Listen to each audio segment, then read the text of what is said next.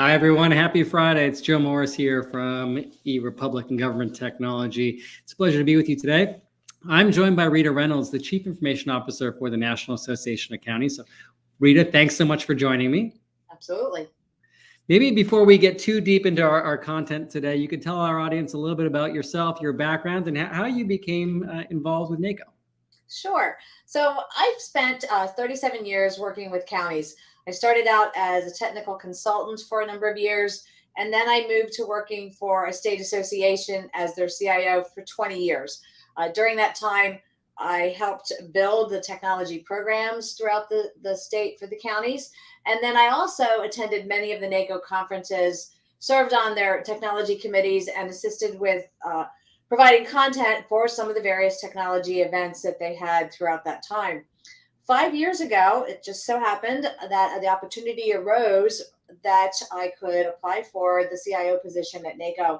And it really was very similar to the work I'd been doing at the state association. So happy to report that I was hired to fill that role.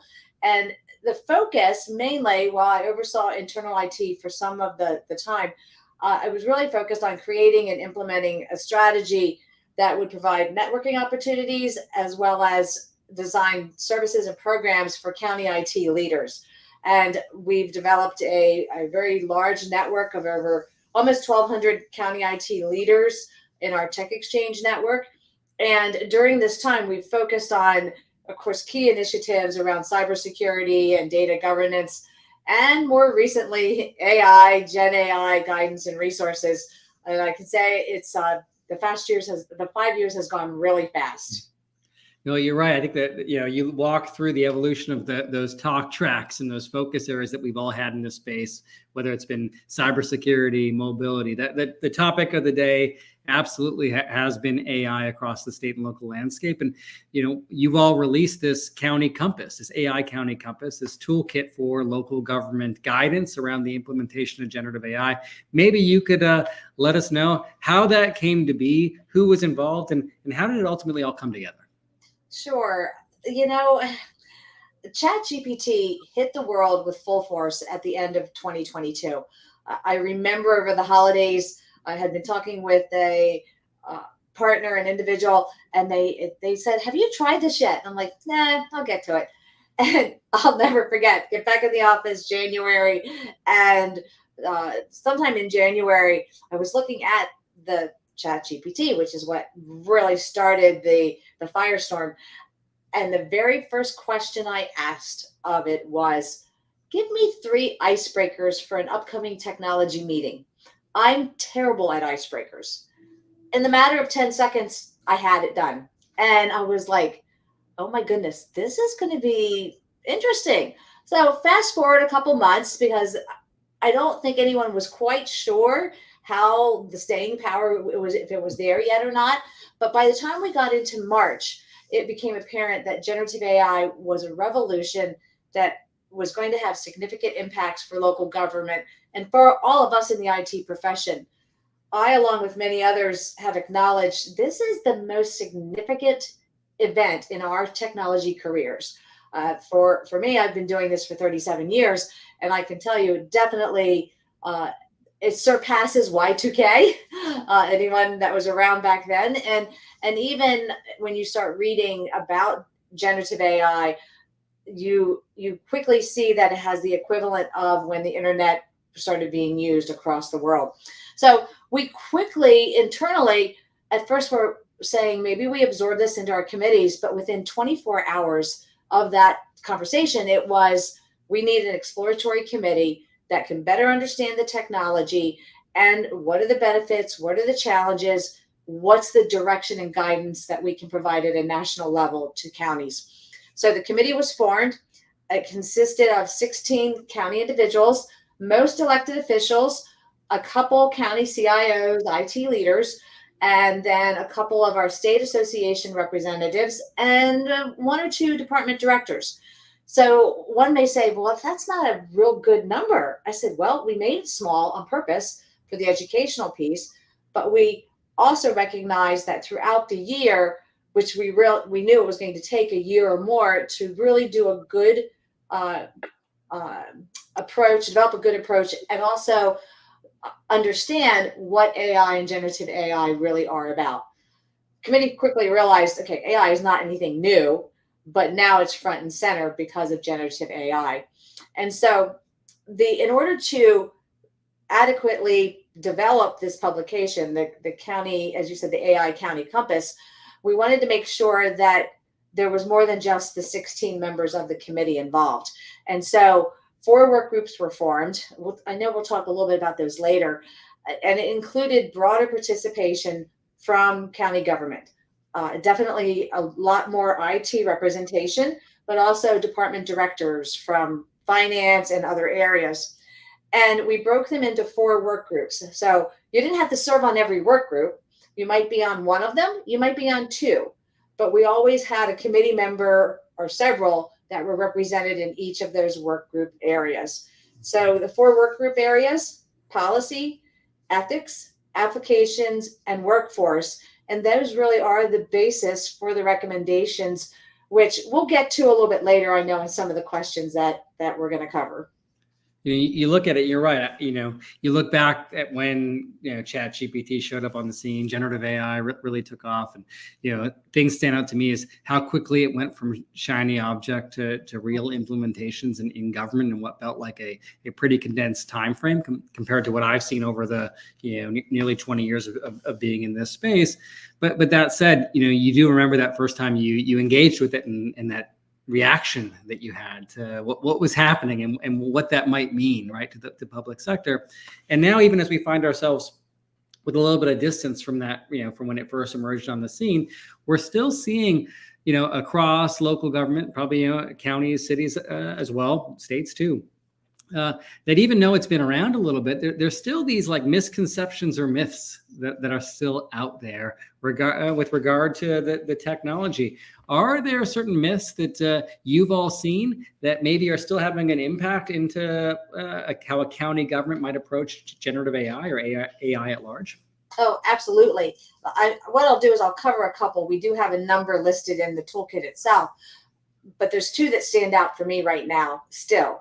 And first is the myth that a county can avoid using AI, or using generative AI rather, by not permitting their employees to use the technology. I can assure you, in every county, somebody is using generative AI. And I have heard from a number of counties early on that they took the perspective of staff are not allowed to use this tool. And then they came back later and said, well, that didn't work. And someone may say, why didn't it work? Well, just tell employees they're not allowed to do this.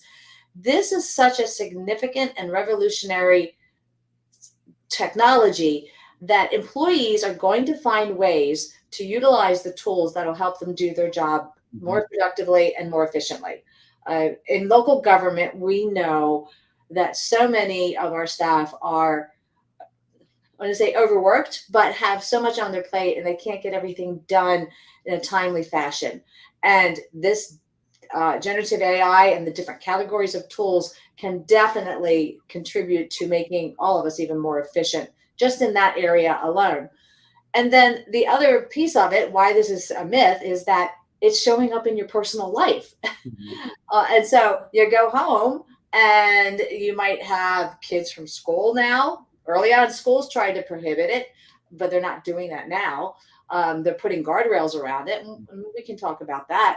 But the reality is it's not just in your workplace. It's just like the internet. The internet is available for personal use. It's available for work use. And so the benefits quickly became evident. So that is definitely a myth.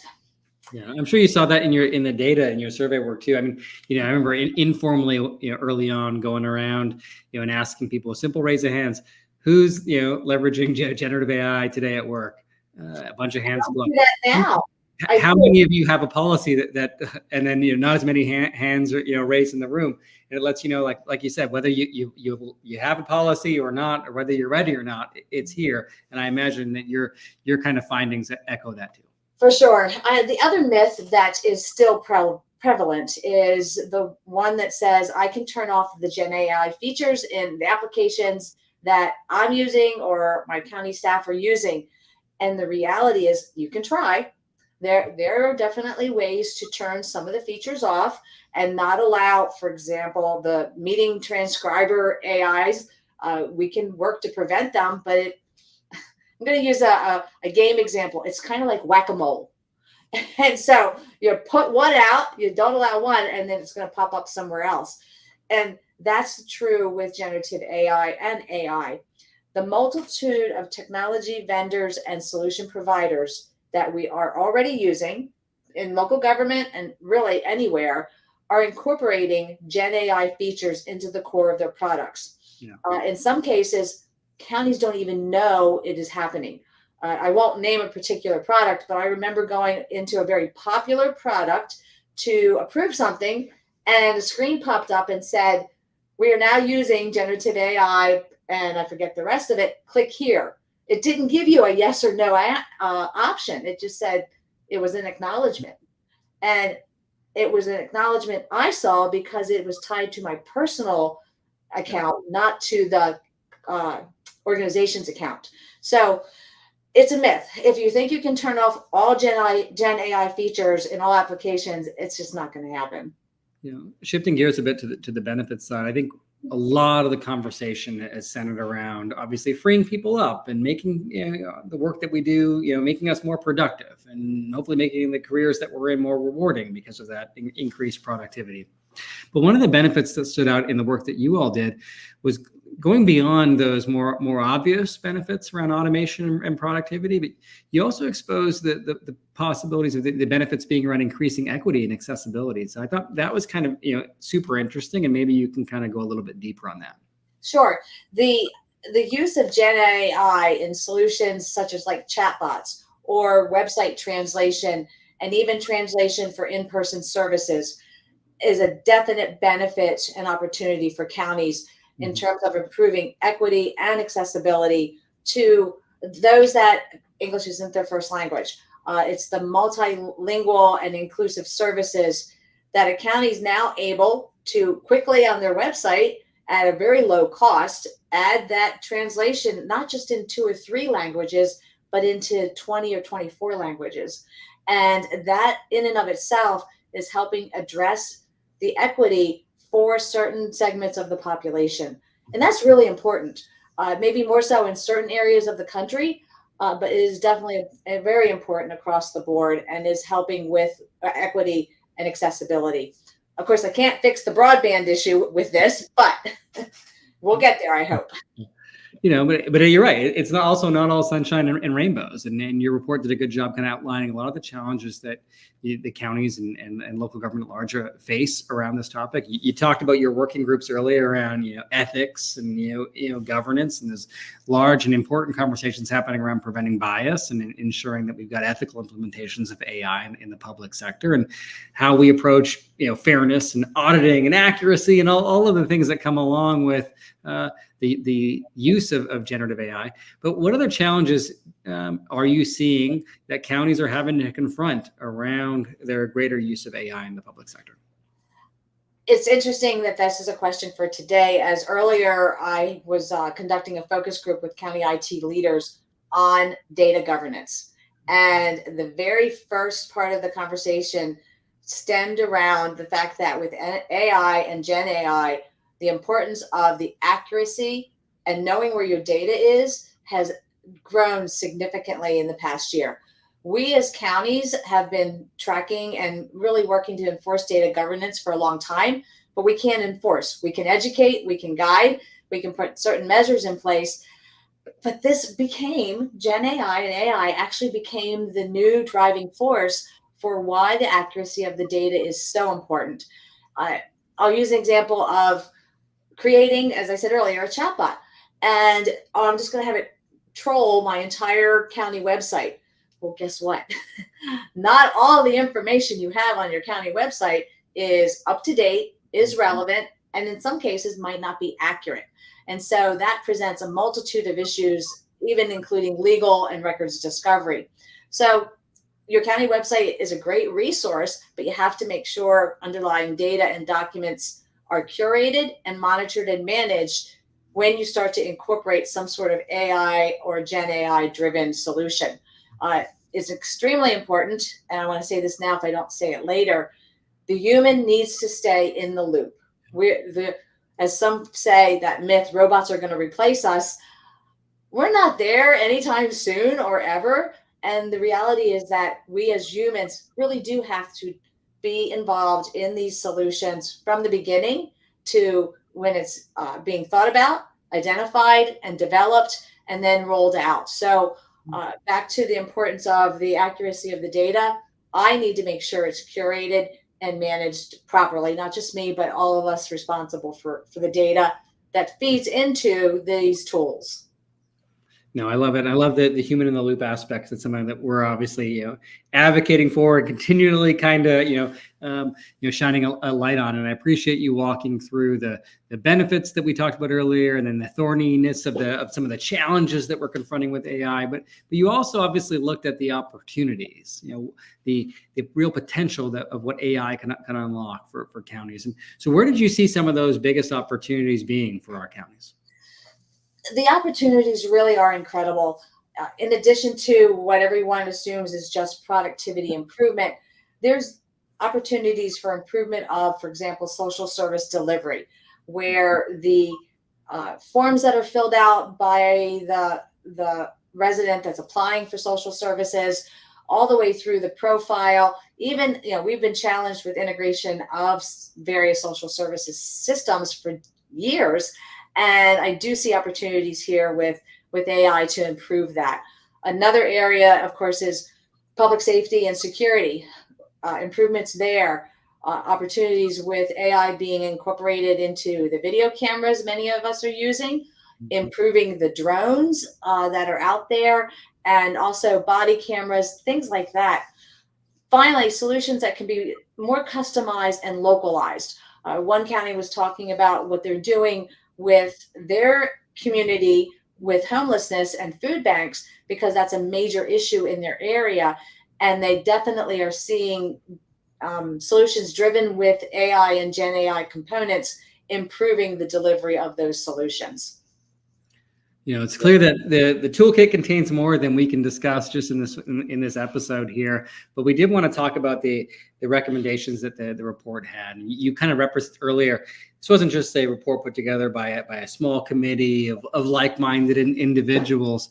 You focused on policy, you focused on ethics, you focused on the IT applications, you looked at the workforce, you had that broad representation across it. So in light of the recommendations that you had, I think when you look at like our audience and then the government technology reader, what are some steps that they can take? You're a county IT executive, you're in the throes of an implementation right now, to make sure that they're out there, promoting the use of AI in a meaningful way, with all of the right steps in place. So what recommendations would you have for them? Absolutely. And I'm going to focus on a couple, not necessarily, of course, as you know, there's quite a few in there. From a policy perspective, we are encouraging, and we will be continuing to provide education on how to develop guidelines, standards, and ultimately policy for your county. It's not a once and done process. And many have taken the approach of, I need to put some guidelines in place, at least for now. Might not be what we call policy, but we absolutely do need to make sure that there's a minimum set of guidelines and standards so that your employees know what they can and can't do or should not be doing and why. That's really an important, I'm going to say almost the first step, but close to it. The other piece that we recommend is surveying your county departments. And we have samples of that on the NACo website as well.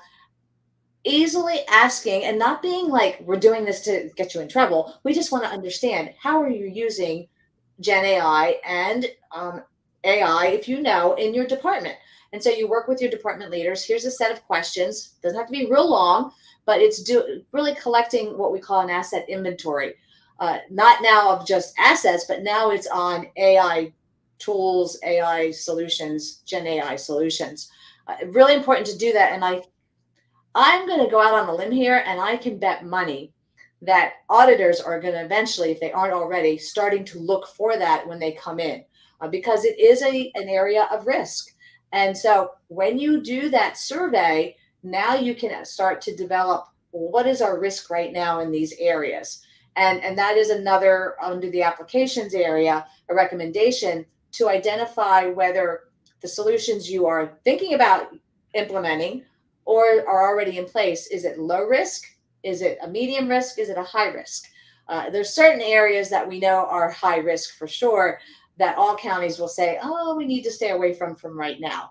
And that could be in the social services area, for example, if you're getting into clinician type information. However, every county may have a different threshold depending on what use case, as we call it, or what problem they're trying to solve. The other piece I'll focus on for a few minutes here is in terms of workforce. That is a set of recommendations that, number one, providing education to all levels of your staff, including your elected officials. And those levels of training are going to be different. There's a basic set of understanding what is Gen AI, what is AI, and then there is the developer who needs to understand even more so what's an algorithm, or how do I effectively create code without introducing things like viruses. If I'm a department director, my level of training is a little different. But workforce training is extremely important because we're going to be left behind, and it's going to be even harder to fill positions if we aren't upskilling the staff that we have. And then another recommendation under workforce, look at what your universities are doing, look at what other counties are doing, where can you partner for educational opportunities, but also sharing of resources of individuals that are skilled in developing strategy for generative AI and AI solutions. So let me stop there. There's so many recommendations. We don't have time to go through all of them today.